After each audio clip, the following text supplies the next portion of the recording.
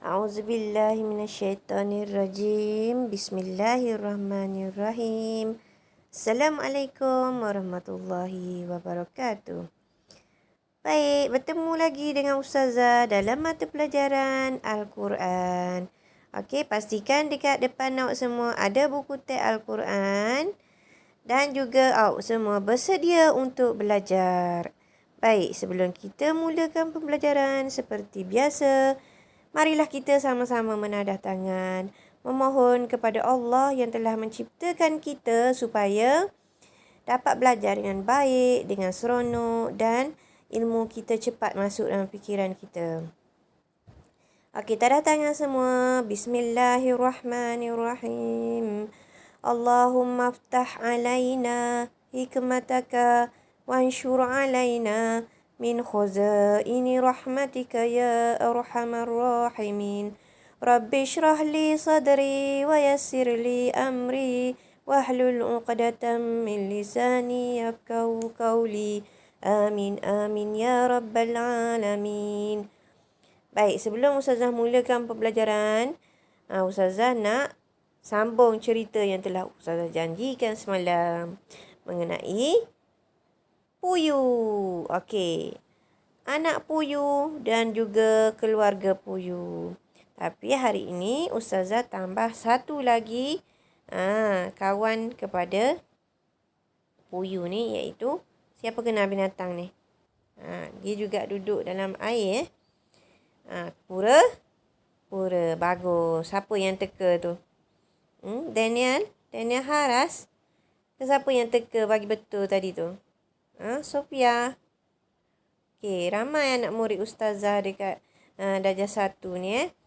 Okey, kalau kelas Mutakin ada Cahaya. Ada siapa Ustazah ingat nama dia. Okey, sorry kalau Ustazah tersalah.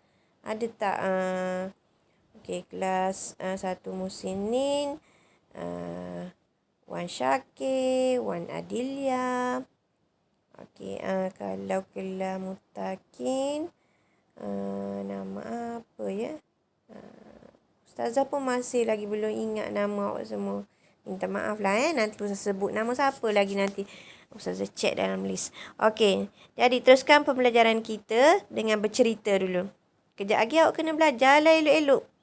Okey, cerita ni pun tak habis lagi hari ni. Okey, semalam kan bapa puyuh ni dah pergi bekerja. Jadi tinggallah anak puyuh dengan mak puyuh sahaja. Satu hari anak puyuh dengan mak puyuh ni keluar bersiar-siar.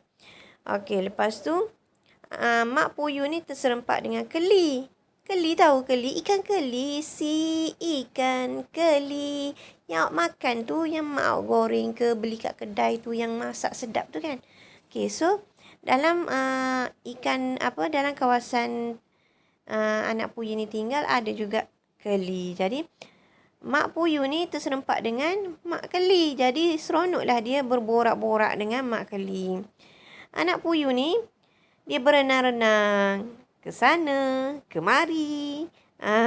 Berseronok sebab dia ni masih lagi anak puyuh yang kecil. Macam awak lah. Baru darjah 1 kan. Suka main-main ke sana, ke sini. Okey. Lepas tu, bila dia berenang-renang, dia terserempak dengan kura-kura.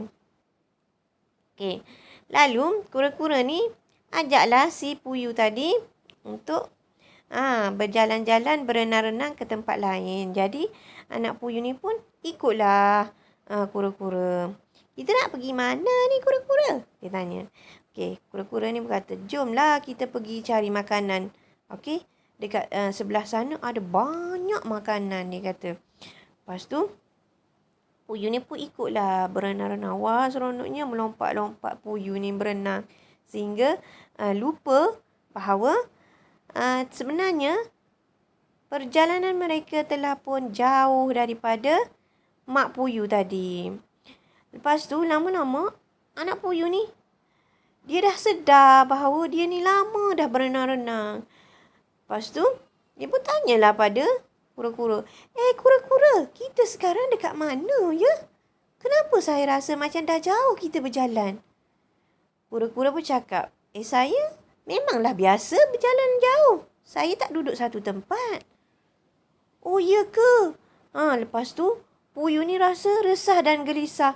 Mana mak Puyuh saya? Saya nak jumpa mak Puyuh. Mak Puyuh. Mak Puyuh. Mana mak Puyuh? Lepas tu kura-kura ni cakap, sabar nak Puyuh. Sabarlah kawanku. Nanti kita cari mak. Mereka pun berenang-renang ke sana ke sini. Mencari-cari manalah mak Puyuh. Mak Puyuh. Okey, sampai situ saja cerita kita pada hari ini. Ustazah akan sambung lagi sebab kita dah nak belajar. Okey, jom kita sambung pembelajaran kita. Okey, buka buku teks tadi muka surat 6. Yang surat 6 ni. Okey, semalam kita dah belajar yang ni. Hari ni kita nak teruskan belajar. Kita nak habiskan muka surat ni. Jadi masih lagi bawah tajuk huruf. Okey, sorry. Ustazah lupa letak huruf F ni. Huruf hampir sama bentuk. Okey. Huruf hampir sama bentuk. Huruf yang hampir sama bentuk. Okey. Kita sebut yang ni dulu. Ro, zai. Okey. Sama je bentuk dia. Cuma yang membezakannya adalah titik. Kemudian sin, shin. Sama juga bentuk dia. Ada 3 gigi rumah dia. Kita panggil 3 gigi. Gigi tu yang berbentuk-bentuk macam tu. Yang membezakannya hanyalah titik. Okay, kemudian huruf sad, dad. Okay, ini juga bentuk yang sama. Cuma berbeza dekat titik. Okay, ta, za. Pun sama. Berbeza hanya pada titik. Ain, ghain. Sama juga bentuk dia. Cuma berbeza pada titik. Kemudian, fa, qaf. Okey. Jadi, kesemua huruf yang telah dipelajari ini dipanggil huruf. Apa semua anak didik Ustazah? Huruf yang hampir sama bentuk. Okey, dalam ejaan Melayunya macam itulah. Nanti mak ayah nak bimbing awak. Tengok kat sini. Kemudian, apa yang perlu awak lakukan selepas ini? Kalau ada Ustazah bagi latihan ke apa, awak hanya perlu membezakan huruf ini sama bentuk atau tidak dengan huruf lain dengan cara pembelajaran tadi. Okey, Ustazah rasa setakat itu sahaja hari ini pembelajaran kita. Nanti Ustazah akan lampirkan latihan untuk awak buat. Cuma, untuk menulis, awak salin juga yang ni. Tulis sekali je. Kalau nak buat bentuk bulat macam ni pun boleh. Kalau nak buat bentuk persegi pun boleh. Dalam buku tulis. Maknanya awak perlu tulis 2, 4, 6, 8, 10, 12 huruf. Sekali tulis saja. Okey, kalau tak faham, minta ibu bapa supaya tanya Ustazah. Okey, berlatihlah menulis. Nanti tangan awak tak adalah susah untuk memegang pensel kalau tak belajar menulis daripada sekarang. Okey, minta maaf kekurangan Ustazah mengajar. Kita jumpa lagi. Nanti kita sambung cerita mengenai si anak puyuh. Siapa nak dengar cerita pasal anak puyuh dengan kura-kura ni? Apakah jadi pada mereka? Okey, kita sambung lagi di masa akan datang. Assalamualaikum.